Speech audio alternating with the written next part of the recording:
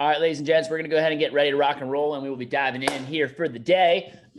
Welcome to our 17th Wednesday TLA Prep of 2000. Well, actually, it's like the second or third one of the year, but it is 17th of our 2020 to 2021 season. So I want to welcome you all, and I know there's some new faces on here. I see Jada and a couple other people hopping on, so welcome to your first weekly TLA Prep.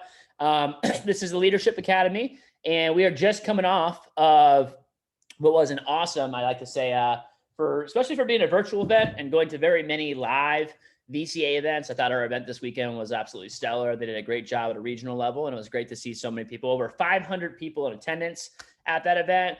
The only thing I miss is, getting a chance to connect with so many of y'all's parents.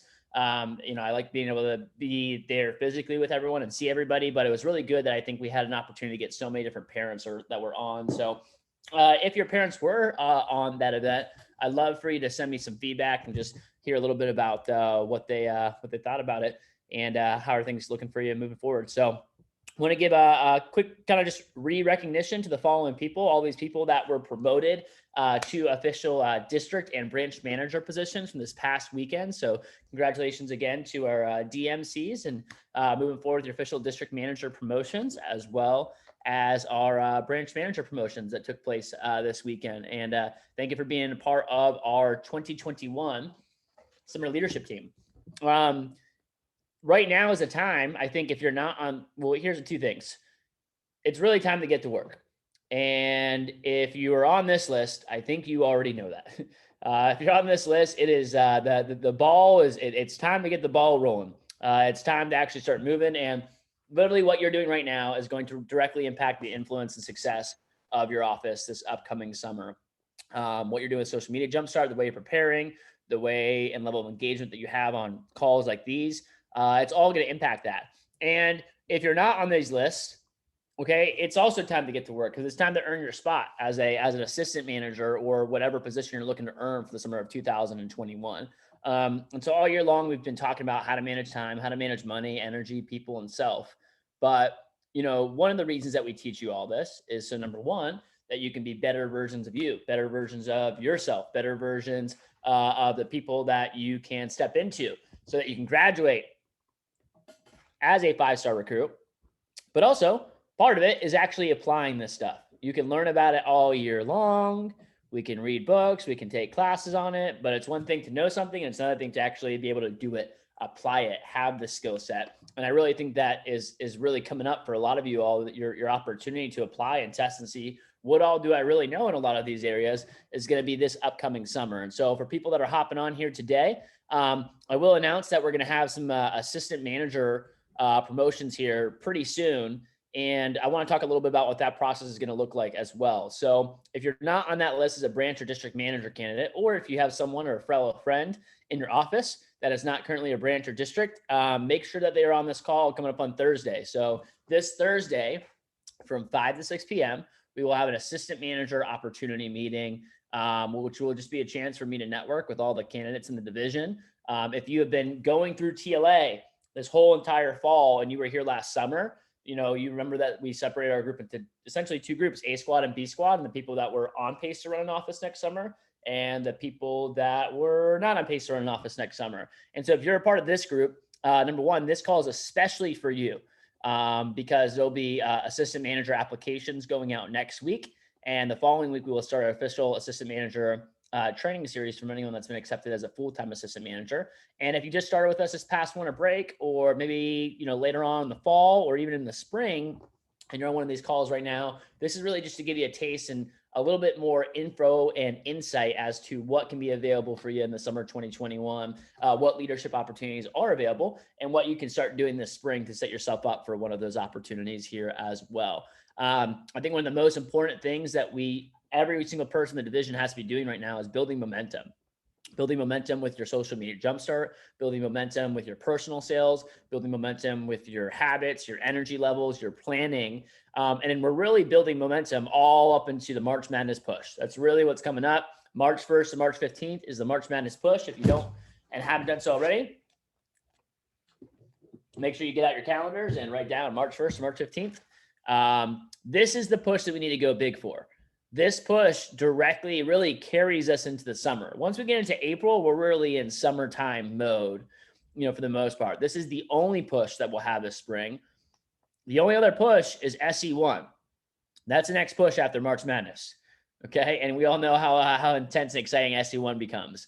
So this is the push really to start making some moves. And I'll just tell you guys one thing that I think, our division as a collective whole didn't have the strongest push performance as I like to have seen for the winter break. And that's because we didn't really have any momentum going into it.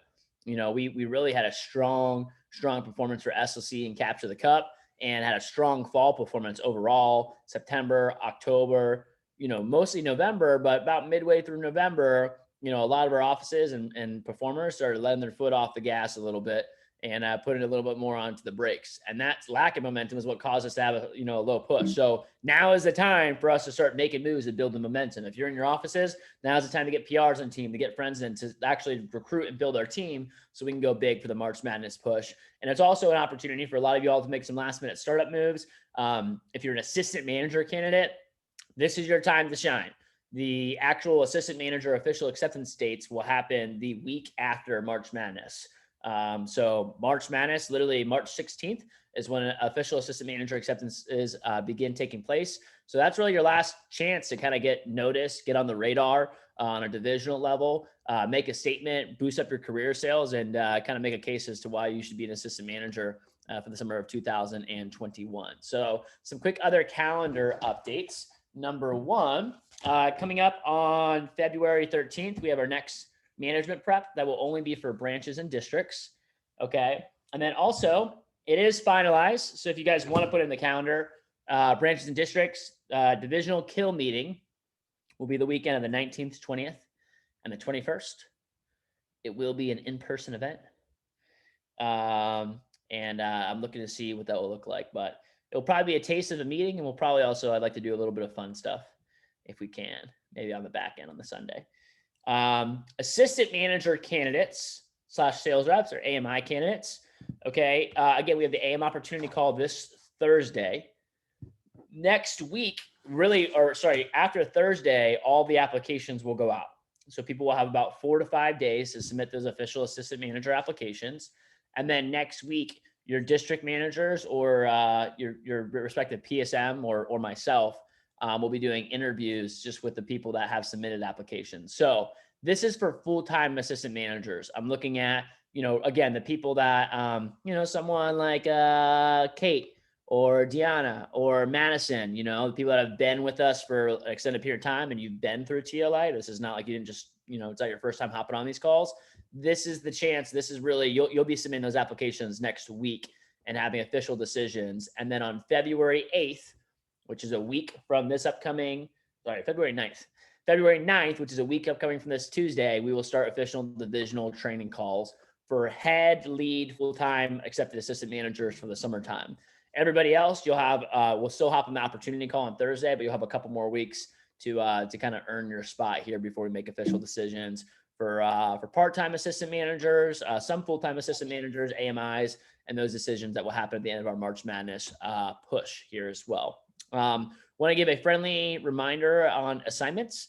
So most of them have already kind of happened. VCAs is over, but just a friendly reminder for the 2 assignments that everyone should be doing is number 1 is module 5 of Money Honey. That should be completed by February 13th, which is the next management prep.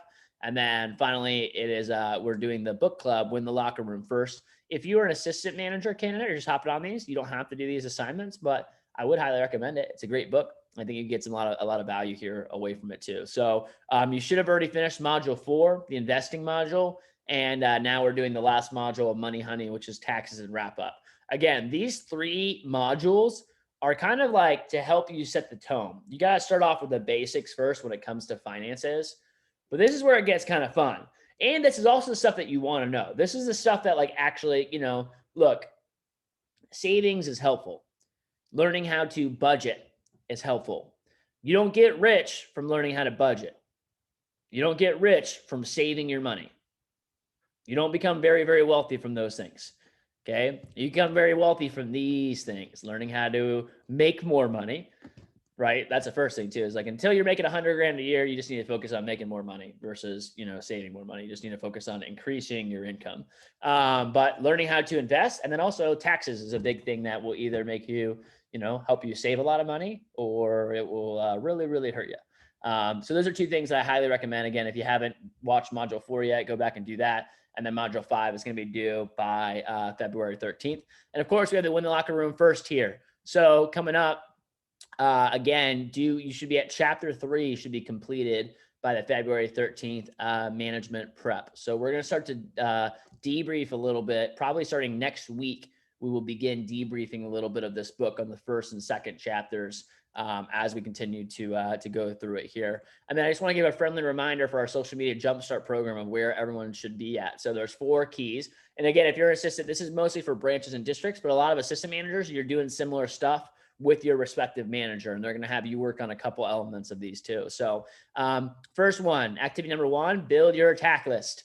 Okay. You should be at 500 by February 15th. That means that if you're not at 250 by this upcoming, really, Friday, Saturday, Sunday, you're already behind. Okay. So the February 13th is on a Saturday. You really want to be at least halfway there by the end of this week, the end of this weekend, and make sure you're adding 250 per week since this assignment was given out here too. So that's the first thing, is make sure we're adding to the spreadsheets. Felipe will start to post just kind of updates of where everybody is at, recognizing the leaders and the people that are also behind on things. Second thing is to create your office Instagram profile. And again, by the way, this is really like, don't overcomplicate this. It's really simple. Literally creating your profile maybe takes an hour to do. You just make the account and then upload a bunch of photos and your profile is made. That's really all you have to do, and create a little bio on there too. So that's the second thing, is create your office Instagram profile. If you want, maybe take a screenshot of this, post it. Hulani, you had a question? Yeah, so a quick question was, you also mentioned that we should kind of have a second account, like a second personal account. That's no. Second account, which is the office account. So you just have your you have your Instagram that you probably already have, and then you're creating one more Instagram, which is an office business account. Yep, you don't need to don't create a second version of you. So you have that, create your office Instagram profile. Once you do that, you can start step number 3. So once this one's done, you can start step number 3, which is start to grow the accounts, which really just looks like following and unfollowing a bunch of people for the next couple months. And then the last thing is continue to work on building out your Facebook, adding as many soccer moms as you can possibly find on Facebook for the next couple of months. So you have, 4,000 to 5,000 of those before things get ready to get rocking and rolling here too. Any questions on assignments or social media jumpstart? All righty. We'll move on here a little bit too. So I'm just going to refresh these slides. We'll kind of fly through them a little bit too. But I think as we go into this, what I want to spend a little bit of time doing is debriefing the VCAs and talking about what our biggest takeaways are from that, just as a best practice. I think a couple of things that come to my mind when it comes to the VCAs event, anyone that's in, what's it called? NLG, by the way, y'all know the drill. Okay. So this will be the first one. I didn't remind you at the beginning, but you'll be sending me your notes from this call at the end of the call. So you'll be forwarding these over to Ada Escuevas's email as a quick assignment check. And so that will start here today. But this is just going back to like, hey, how to actually get the most out of these calls. When you're in person, it's just easier to be physically engaged. It just is, like I'm sitting in a meeting with 30 other people. It's kind of like everyone, like you can't really just be like distracted doing other things or on your phone or like not paying attention or just not taking notes. Other people are going to like laugh at you. When you're at home, you technically can't. You literally can just stare at the screen like this and just do something completely different for an hour. I would have no idea. And that's on you. It's not going to affect me or my success. It will affect yours. But I think it's not, I get it too. Because by the way, I've actually, I'll be honest, I've done that before on calls before that I've been on. Okay. So I'm saying that because I know, because I've been there. But it's easier to be engaged. But I want to create an environment, partially through accountability, partially just through the culture that we are building inside of this division that is really conducive to your success and making it easier to really get the most out of these meetings, even though they are virtual. They have the power and opportunity to be very, very powerful, depending on, number one, the mindset that you come up with to it. How engaged are you? How many notes are you actually taking? The mindset that you have going into it. Are you hopping onto it and acting like, yeah, I'm an expert and I already know this stuff? Or are you coming with that beginner mindset truly? And the last few things too that I've shared, and I'll probably keep sharing them every single week, just making sure if you really want to create an epic year for yourself, as we want to do, as we want to create for each and every single one of you all, and especially as a divisional team, you got to make sure that you're staying connected to your vision and really focus on what it is that you want. What are you excited about, right? During this time period, like it's very, very easy to start realizing, oh shit. Like there's a lot of those like, oh shit moments, excuse my language, but like you have a lot of those, oh, I forgot. Like, oh, shit, this is coming up. Oh, there's this date. Oh, there's this in the calendar. Oh my gosh, I don't know how to do this. Oh my goodness, I'm running an office in a month and a half and I'm doing this.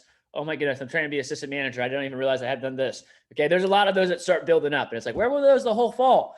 And it's like, but now like the pressure's on. It's like, oh, I'm actually doing this. And then there's a lot of those moments that come through, right? And I encourage you to be aware of those. There's habits that you can have to plan and navigate around those. But also the most important thing is like, cool, don't get too bummed down by all of like the monogamy of stuff, but get excited about really what is your vision? What are you working towards and what are you building towards, right? Be attached to that vision and have a healthy ground of what actual reality is like, and make sure that you're working towards that too, and focus on what you want. What do you want to create this summer? What are you excited about? So I think debriefing is always one thing that we like to do because again, it's very easy. Like I'll just tell you guys this. I just went to, I was actually, some of you guys knew this, but when I was at the VCA's event, I was actually in North Carolina in Asheville at an event here for myself for that weekend. And, whenever I come back from a weekend like that, I have a bunch of notes that I wrote down in my journal that I was using for the weekend. And honestly, I'm at a point where I was like, wow, that was a really powerful weekend. It's been like 3 days. I kind of already forgot what I learned. Okay. Well, the value is that I took down notes, number one.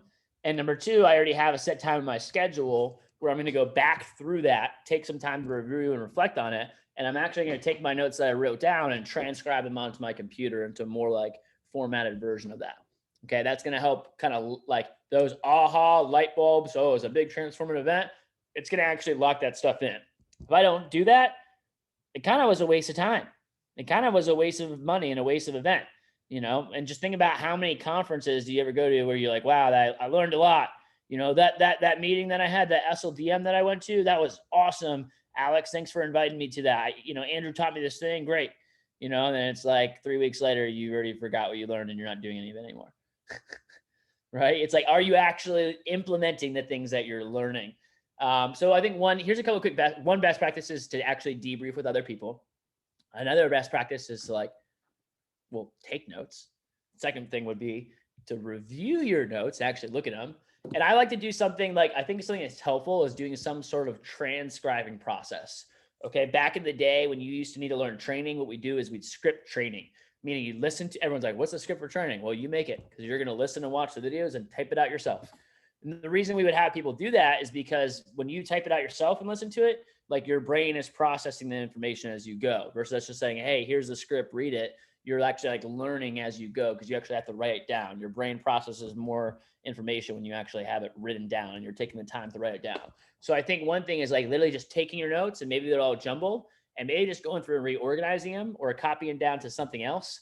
Here's another quick tip if you want like a super fire life tip.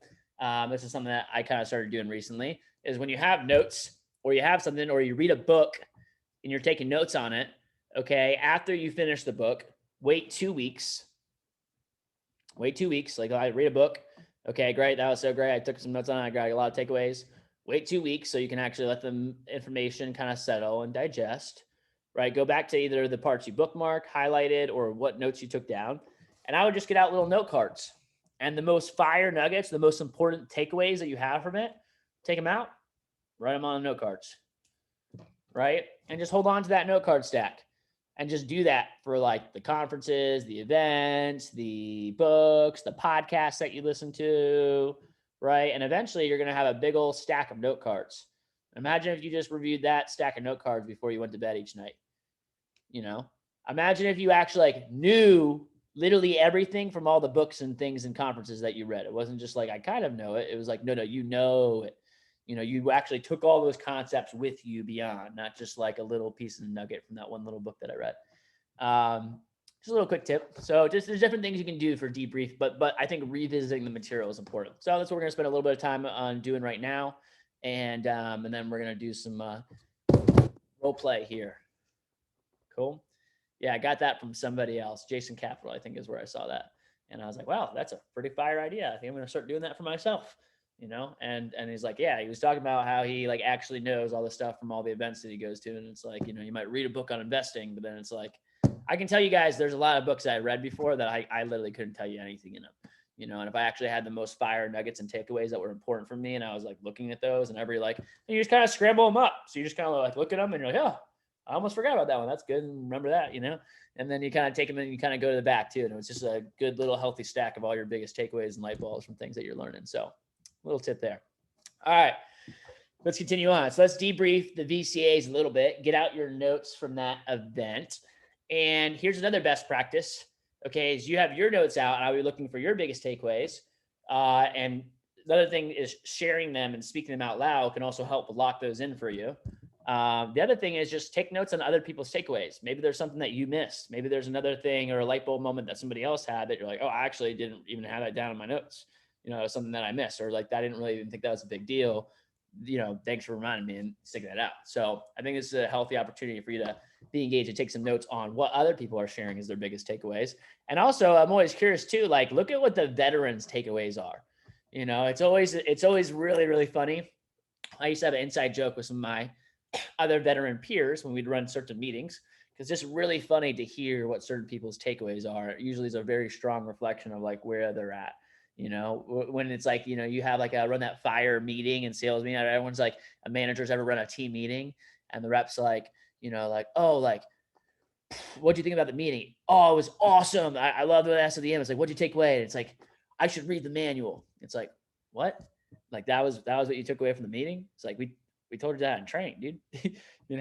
At other times it's like, yeah, like you'll notice different things too. So, all right, we'll go around the horn and do a little bit of sharing here. So I will also pull up the agenda. So you could share from like, if you want to just share general takeaways from like the actual VCAs of that, maybe so you saw something that inspired you or excited you. I'm mainly talking about like the boot camp of the actual like learning part that we did. So here's the agenda. And I know it's a little bit, we got a lot of different people in this group and there was a lot of different breakout rooms. So I'm probably not going to go through every single message or talk. But let's start off with just from the first talk, just from Scott Dennis's opening comments, or crushing the SMRA program, raising. I guess some of this is the managers. Some of you guys had breakouts starting at 3:32. Here, actually, I'll just open up the floor for like 10, 15 minutes. We'll just go around the horn. But if you can, please try to reference what message it was from or who the speaker was, so that other people have an idea and can go to that spot in their notes here too. So, all right, we'll go around the horn, open it up for some shares here. Let's go to sure, Jess, you're in the top left. You can go first. For me, one of my biggest takeaways was from Trey Ketchum's message on the SMRA program, and specifically being soft on people and hard on results. And one thing that stuck out for me on that one was the type of culture that he builds. So he makes it okay for people to be open, honest communication, like actually, not just when it's what they think he wants to hear. And that way his whole culture revolves around like that open, honest communication. And then people aren't hiding anything, and it just like it's an overall like comfortable environment. So there's just more synergy. And I thought that does apply to the SMRA program, but it also applies to like reps or staff or anything or like that. any team ever. Yeah. Literally, right? It's just being able to create a team in a space where there's psychological safety, aka people feel comfortable being themselves, showing up as themselves, being honest and transparent with where they're at. Like a lot of problems that teams have, regardless of what the business is, could be fixed if that was created. Which is why, hey, by the way, the culture is the most important thing, which is, by the way, hey, same thing that you probably all heard from me, NLG on Monday, which is I said to you all, which is that, hey, like you can underperform this summer. I'm not going to be mad, but I'm not going to tolerate people not being in line with the culture of the division that we're going to create. It's okay to, you know, mess up. It's okay to make mistakes. It's not okay to, you know, be late. It's not okay to do things that are, you know, that, you know, are within the culture that we're trying to build here and, you know, are outside of that. So thanks for sharing, Jess. And Josh, I think a couple of people commented. So you can just share any takeaways because there's like about 4 different groups of people on here and everyone got to see different messages. So any takeaways, feel free to shout it out in the message that it was. All right, we'll hop over to Chloe Corey. Okay, this is just to piggyback a little bit off of Trey Ketchum and the SMRI program. So one of the biggest things I took away and a really nice reminder was just the mindset you have to have when you manage them, because if you make the position, you know, too desirable to them, too flexible, then it's going to be really hard to then transition them into a sales position. So it's easy to be open with them, but you do, I think, have to be a little bit more firm, especially when it comes to just scheduling them and getting them excited to actually then transition into a more free position where they have more flexibility and keeping that mindset. Mm-hmm. I love that. Yeah.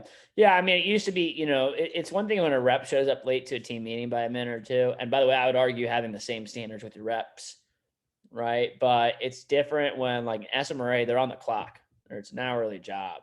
You know, they're W-4 employees. So, you know, like I remember when I used to my first office in Doral, or in my first office in Miami, I had this girl named Karina, and she, you know, showed up late for like, I don't know, one shift after like 3 weeks of working there. And she was worried about, she was going to lose her job, you know, cause she was like 5 minutes late to her shift. Like, you know, I think it's like, and again, I wasn't like mean or anything about it too, but there should be a higher standard, and it's not, you know, it is already so flexible. It's already a 10 times better position than what the job that Karina had in 2015. They're working from home virtually, sitting out like literally on Instagram.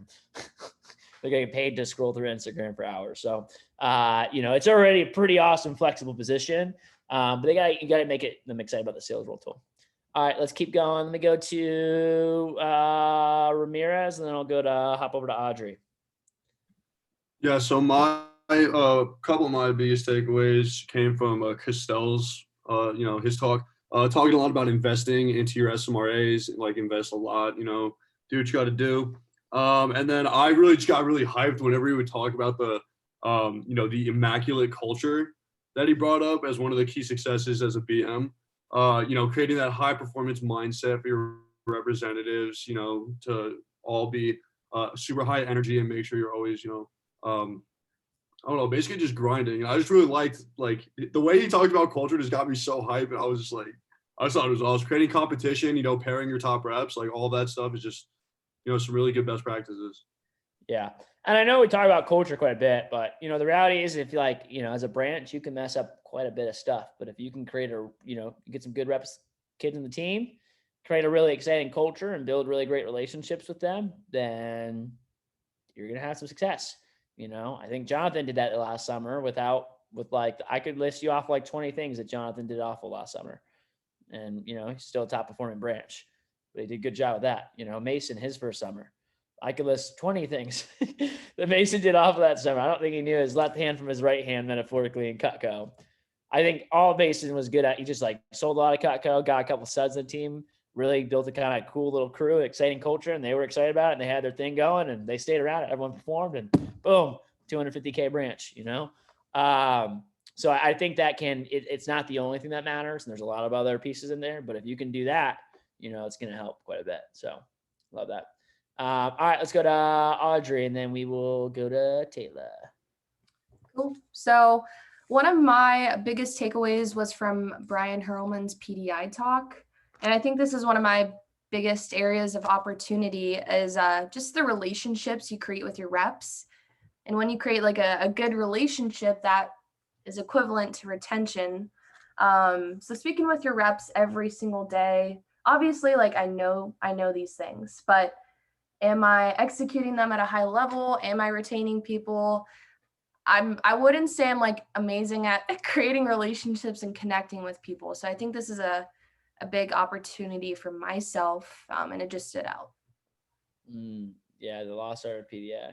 Yeah. Hey, just one comment I have on that. You know, if you've been, for someone like an Audrey, if you've been in a managerial role for a long time, I think sometimes we just forget to build relationships with people first before we just start trying to like manage them and do the whole, little runaround that we've been taught to do.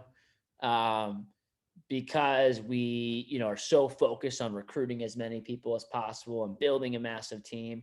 And also, if you've been doing management for long enough, you're just used to a little bit of the turn and burn, of certain people not really working out. So a lot of times we put less energy into people that deserve it and that should get it because we're like, oh, well, you're probably going to be like everybody else. And what does that create, by the way, when you assume that and when you treat them that way? Well, they're just like everybody else because you didn't build a relationship with them and just kind of treat them like a random, little rep on the team. So, and I think that's really just an area of opportunity is like, what if you were focused on really building relationships with your people first? And then, like that's, again, people quit managers, not jobs, So again, I think it's like, you'll be surprised. You build a really good relationship with someone, they'll suck at the job. They'll stay around for a while. Even if they'll have no success and they'll still probably stay around if they feel like they have a relationship with that person, and then also you'll have reps that he's like, oh, I sold $6,000 this weekend and they'll quit. It's like, you just made $1,000 in 2 days. What's going on? It's like, well, you didn't have a relationship with that person. So you just assume they were selling a lot. So they'll probably stay around. Nope.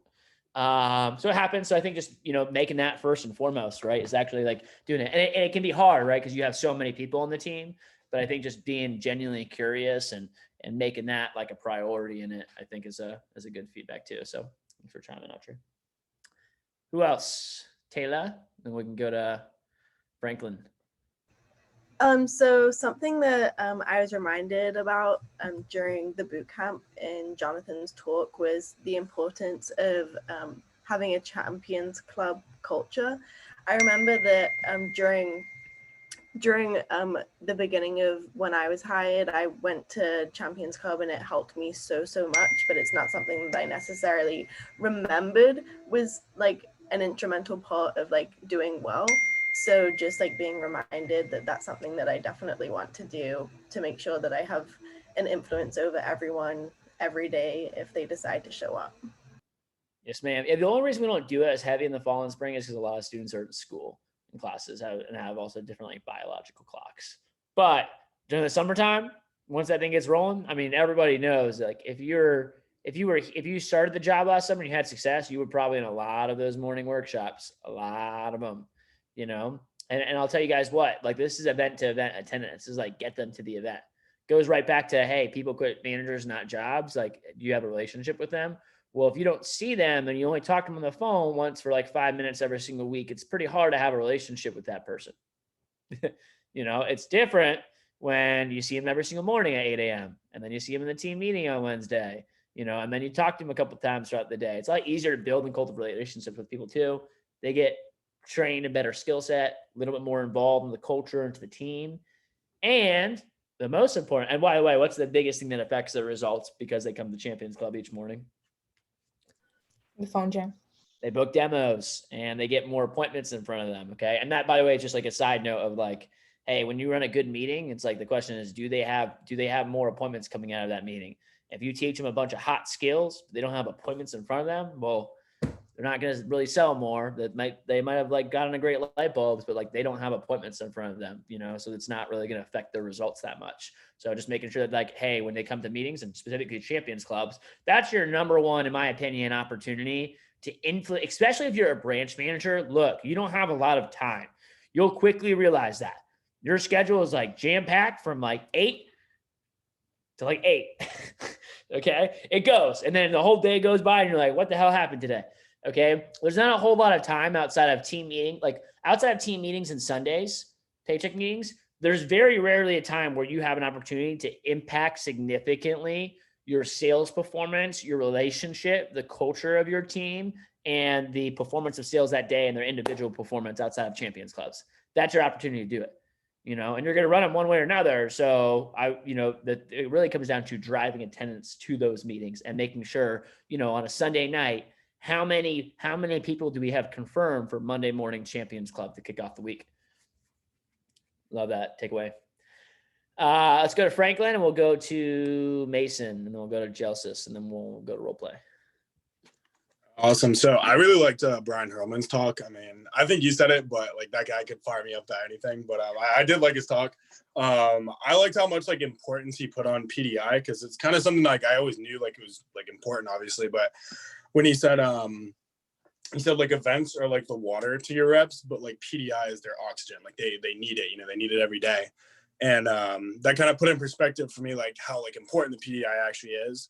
And then I also like when he was talking about like start and end your PDI with the reps that you're most excited to talk to and like who you want to keep on the team more. So you're like fired up going into it, and then you're also fired up coming out of it, which I really like that little tidbit of information.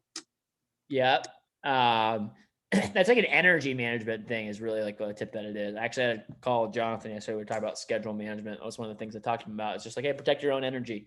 There's certain people that, and I don't remember if any of you guys remember this from like our second TLA prep. We talked about energy management 101. We talked about people that are energy neutral, energy poor, energy rich, energy super rich. There's people that you just talk to and you feel better. There's people that you just like literally hang around them and don't say a thing and you just feel worse just hanging around them. Like they suck the energy right out of you. By the way, you're going to have those people on your team this summer quite a bit, So like really like, when you find someone that is energy rich or just makes you feel like you just, have more energy when you're with those people, those are the people you want to really build relationships and want to build around. Those people you want to link arms with. Those are the people you want to be your team builders and your PR rabbits this summer and build and inspire with. And I would also like, you still give energy, give support, but, just got to be careful about protecting your own energy and not like getting drained by all the, like, again, this is why we tell you to focus on the 20% that produces 80% of the results, right? Like focus on the people that give you the most energy, that perform the best, that are, going to be the most exciting people to work with versus, a lot of the people that are going to just drain your own energy too. So let's go to Mason and we'll wrap up with Justice. Gotcha. So not everyone was in this talk, but when Darren Gardner went over the Vector Impact app, I just really like the future opportunity for that. I mean, to have it just makes it so much easier to collect PRs and recommendations. So for our sales reps, I'm really excited to be able to walk them through how to get recommendations from your customers by using that app. So I just got really excited. The statistics, by the way, just so you guys know across the country. So for some of you all that are like reps on this call and you've been selling Cutco, okay, the new app that we're about to unveil, and also for some of you guys that are managers have been teaching reps how to get recommendations. I'll just give you the quick version, but it's about 4 times the amount statistically of recommendations per customer and per appointment that we're currently averaging right now. 4 times more. Imagine if all your reps last summer had 4 times the amount of recommendations and without any skill set, just by like using an app, involved. And if you had 4 times the amount of recommendations, how much more you'd be selling too on every single appointment that you got on. It's great for PRs. It's great for, recommendations. It's great for prepping for SC2 pushes and getting all, mom and dad's phone numbers. It's great for a lot of different things that you can use to kind of get that thing rolling and set up. So more to come on that. And district managers that are on the call, Tampa, it's a little tough to do with you guys right now, but for Jonathan and for Alex, we will need to be on Vector Impact before the end of the month here too. So we'll have a couple weeks to kind of get onboarded onto that and start using that in training here purposes. So more to come on that. Exciting things for the future. By the way, there's going to be a new interactive demo that will be coming out, Mason. Upgraded version of the demo that we kind of put together at the in the middle of the summer last summer and May, and that will work directly hand in hand with the app as well. So, all right, let's go to Justice, and then we might call one more person, but go to Justice.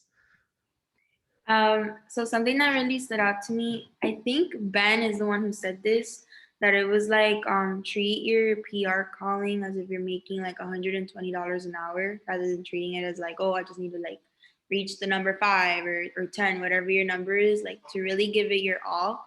It will like impact your results a lot. It can really like have a say in your paycheck pretty much and how much your office makes. And another thing was just like it also has to do with calls, like in the phone jams that he was saying. I think we've kind of already implemented this already, shortening the jam to make it a lot more effective.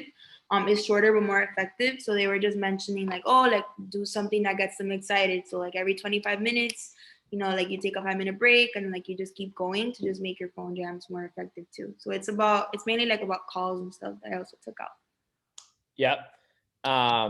One thing I was going to add to that too is just, calculating. It's the same thing when you're making phone calls as a rep, but PRs is like your bread and butter as a manager. Like that is, we were talking about it earlier on I had a DDM call earlier today, and we were just talking about it. Let me just pull up my notes from this too. Like, I think a lot of you guys know Alejandra Carrasca outside of Kyle Lopes. She was the number 2 branch in the country last year, number 1 in our region.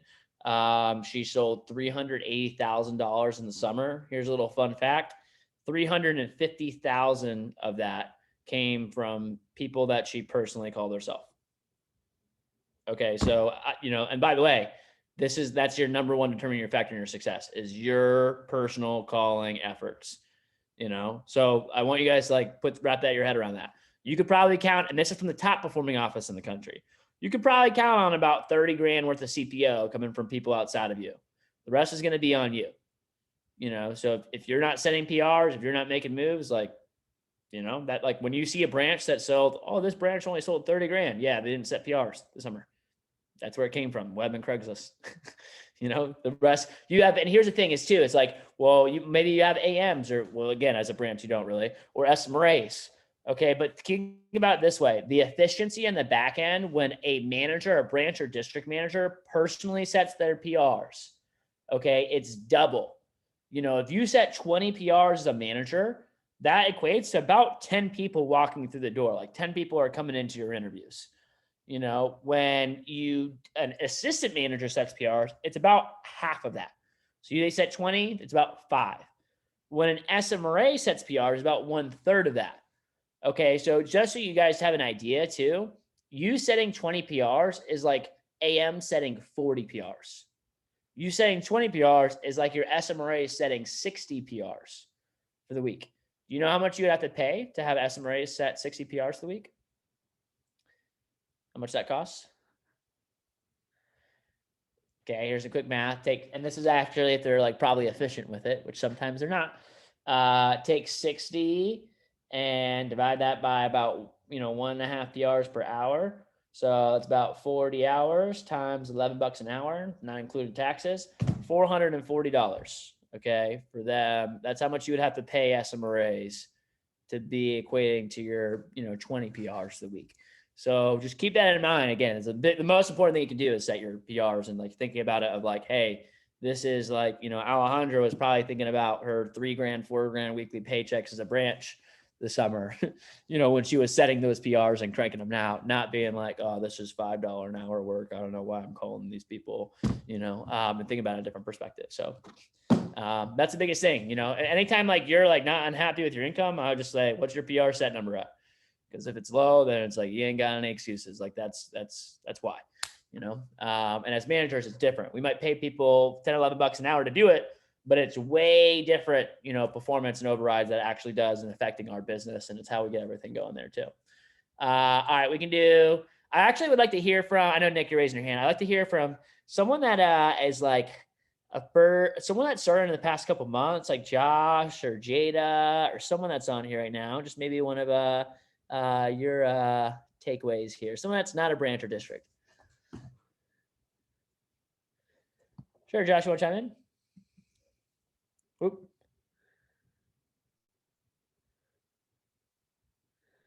Oh man, we can't hear you. You're muted. All right, Jada, you're getting put on the spot. What's something that you took away from this weekend? Okay, so one thing is it's sometimes people get intimidated by if someone has Cutco already and stuff, and then you could if they already have the full set, pretty much. I'm not sure exactly who said this, it was just one of my notes. It was if they like it, you could then move on to okay, if you love it so much, then the gifts go into then don't you want all the people that to have it, and then yeah, and it's the tool that they'll use 100 every day. So pretty much it's the yep. Yeah. Cool. Appreciate you chiming in here, sharing. And hopefully there'll be some more Cutco takeaways here. I like it, and the actual sales game plan. Yeah, learning how to sell. I mean, that's just when you once you really get good at something, I mean, is when you like, it's really funny when reps are new, when they see someone that owns a lot of Cutco, like 2-3 grand of Cutco, they're like, oh shit, they already own Cutco. When CSPs find people that own a lot of Cutco, that's their favorite appointments. Those are like cut appointments they get. They're not like, oh damn, they already own everything. They're like, oh yeah, I'm gonna drop like 2 grand. Like CSPs find ways to sell 10 grand to someone that's already bought 10 grand with Cutco. Like, I don't even know what they buy for 10 grand sometimes. It's like, what are they like? Yeah, my lifetime customer spent 30 G's with me. I'm like, what, on what? Like, but a lot of times that, like, again, it's just once you get good, there's an opportunity to kind of get good at selling to Cutco owners, even people that have a lot of stuff. And the people that own the most Cutco are the ones that are most likely to want to buy it for their friends and family and so it too. Because if they own that much of it, they're probably pretty sold on it. So, all right, ladies and gents, it's 5:48. Here's what I'd like to do. I have a couple things that I wanted to do some drill for skills on, but I'm honestly tempted to just go back to SE1 stump speech and team meeting stump speech because the ones that I had last week done were the worst things that I've ever heard in my life. So I kind of want to go back to it and see again who took notes on it and who can make some improvements. Or we could do a little role play on how to do a Friday benchmark call. So you got a representative that just started the job. They're in their fast start. They're now going into Friday. They have 4 days left of their fast start. And you're calling to the whole team doing Friday benchmark PDI and having a quick call with them to set them up for the team Sunday paycheck meeting and set them up for a big weekend as they finish off their fast start. Raise your hand if we want to do SE1 stump speech again. Oh, man. No one want to take that? All right. Raise your hand if we want to do a benchmark PDI call role play.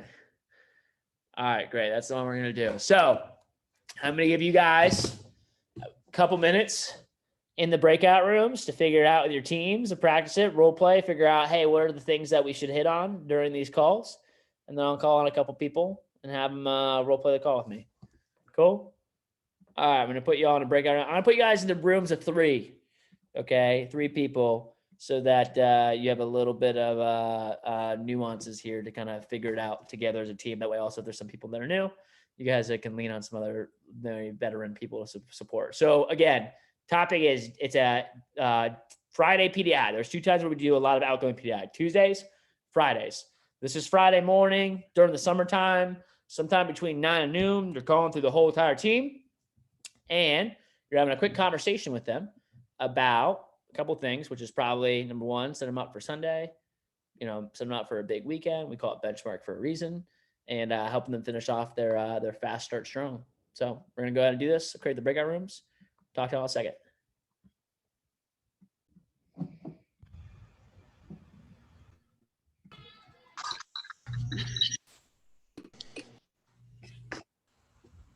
All right, where did we get to? Who wants to give it a shot? Gabriel, do you want to get a shot? That's looks like. Let me. Any volunteers? All right. All right. Well, Tyler Tarmy it is. I was gonna call it Adrian, but let's give Tyler a shot. All right. You can go ahead and call me. All right. Ring, ring, ring. Hello. Hey, Andrew. It's Tyler. How are you? Oh, I'm good, man. How are you? I just finished a demo. Oh, did you? Nice. How'd that go? It went well. I just sold another homemaker. Another homemaker? Wow, that's awesome, man. That must feel really good. How's your day been so far? Outside of work. It's good. It's good. Just mostly been working, but had good breakfast. Yep. Nice. What'd you eat? Eggs and bacon. Oh, okay, good. I'm glad you said that. If it was something else, I don't know, man. I mean, eggs and bacon every day for breakfast. The best breakfast. The best breakfast, in my opinion. But yeah, cool. What I really wanted to touch on today was, I mean, I know you've had a really good push so far. I mean, I think you're at $8,000. I'm pretty sure $8,000 for the push so far for your 10 days. Yeah, $8,000 for my fast start. Is that where I'm at? Yeah. I just checked your stats here. So you're at $8,000, and you got Saturday, Sunday, and Monday to finish up. I know you're going for that 10K fast start, and I mean, of course, you can hit that.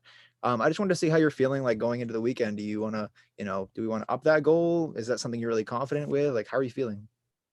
Yeah, I definitely feel like I could get, $2,000 on the board. Yeah, absolutely. And by the way, do you have any demos set up for the weekend right now? Like, how did your phone jam go on Wednesday? Yeah, I have like a couple demos for Saturday. Nice. Okay. So, all right, perfect. What I wanted to check with you, so we have a makeup phone jam happening tomorrow morning.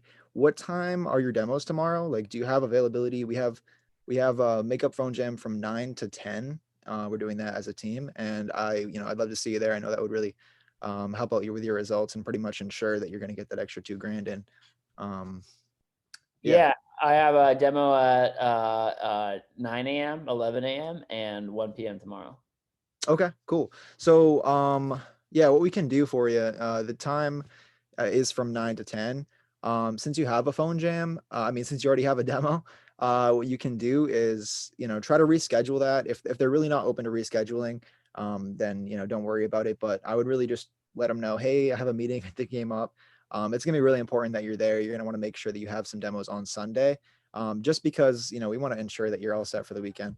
By the way, talking about Sunday, we actually have the PSP and phone jam, which you haven't been to yet, I'm pretty sure, right? You didn't go last week.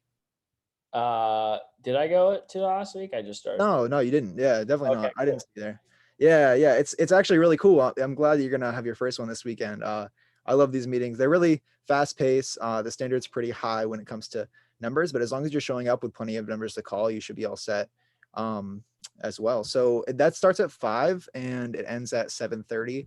You can make it there, right? Yeah, I should be there. Okay, perfect. Awesome. So you're all set for that. I'll mark that you're going to be there. And then, yeah, I think that's pretty much it for me. Did you have anything that you wanted to go over now, like while we're on the call? Any questions or concerns you have? Nope, not really.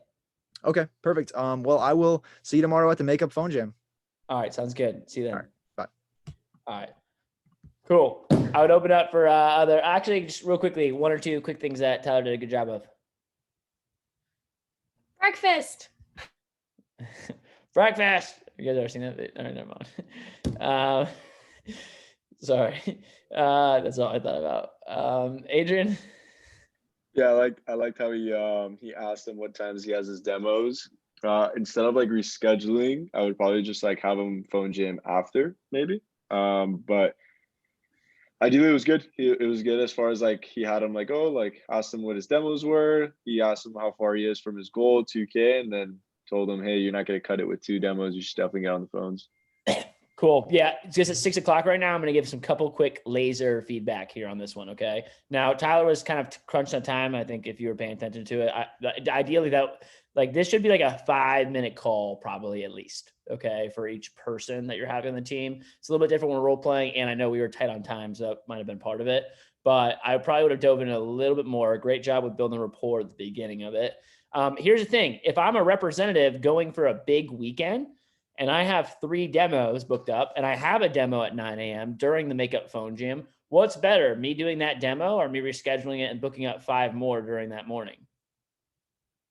What's going to make me more money? What's going to help me with more success that weekend? Yeah, probably the other one. Now here's the deal. Maybe I would have done something. So you either got a commitment for the rep to go to that meeting, Sunday phone or Saturday phone jam, or, hey, an agreement to make phone calls tonight and check back in with me so that you can keep that 9 a.m. demo and line up some more demos for the weekend here too. So I think just a little bit more of like getting a firm up the agreement with them, but no, it's like, I've only got 3 demos the weekend. I'm not really, I might miss 10K by just a little bit with only 3 demos booked up into my schedule there too. Second thing is if a rep's already at 8K for their fast start going the weekend, they should be thinking bigger than 2K for the last 3-4 days. I would have been like, hey, dude, you could go for 10K. I think you got that in the bag, but let's go for 15. You've already done $8,000 in this many days. You can go off with a strong fast start, get them thinking big. And the last thing is, I think whenever you're going to promote either the Sunday meeting or a Saturday phone jam, promote the value for it before you start telling them about it and ask them to be there. Like that was the only thing I think you miss is like, well, why should I go? Why do I need more demos? I'm a brand new rep. They're not thinking like, oh, well, I know I need more demos, so I'm going to sell more if I do that. They're not thinking that way. So just walking them through like, hey, here's why this is going to be valuable for you to be at. I think it'd be a really good idea. Could you make it to that? can we reschedule your appointment or something like that to get it set up too. And then the last thing is just Sunday too. I would just make sure like it's not a week, like, so will you be there? What do you mean, will I be there? It's my first Sunday paycheck meeting. I just got hired to this job. Like, yes, I should be there. Like, that's a really way to like demote your authority as a manager, is kind of like, will you be there at the meeting that you're required to be at? Great. Like, it's kind of like, why are you? So just making sure that you're asking from a more of like a authoritative spot. It's like, all right, cool. I want to make sure you're set up for success in there. Do you feel good and confident? I count on you to be there on time. Like, it should be like, can I count on you to be there on time and show up the right way? More so, can I count on you to show up to the meeting that you're supposed to be at? Does that make sense to everybody? So just kind of like, it's more about firming up the way that they are going to show up versus like, are you coming to the meeting that you're supposed to come to? So that's a quick, fast feedback. Okay. Cause it's already over 6 o'clock. And again, for a lot of this stuff, we have documents for, so you don't have to figure it all out. I just sent into the group chat, a document that has our, Tuesday and Friday benchmark PDI directly on it. So it walks you to Tuesday PDI and also Friday benchmark PDI. What are the themes? What are you saying to the new group? What are you saying to the old teams? And the key of benchmark is you want to, when you're doing this, you have pen and paper and you're writing down every single person's name on pen and paper, Jeremy, and like, what's their benchmark for the weekend? Are they going for 1K, 3K, 6K, 10K, for the weekend? What are the gunners? What's the numbers? And I want to kind of create a benchmark. All right, cool, Jeremy, I'm going to count on you for like $1,000 this weekend. And like, you're setting like benchmark PDI. That's what we call it, benchmark PDI, because we're creating some sort of sales benchmark for them for the weekend. You want to set it up. But overall, with time constraint, nice job, Tyler. And I would encourage everybody to kind of check out this document here, so you can kind of look at it and get some more direction. It's really got everything that you kind of need in there too, for both Tuesday and Friday PDI, and that's been sent into the Florida Coast TLA chat. So thank you guys for hopping on today. Let's create an epic team meeting. Let's surge and build some freaking momentum for the March Madness push. And you guys have an awesome night. Talk to y'all soon.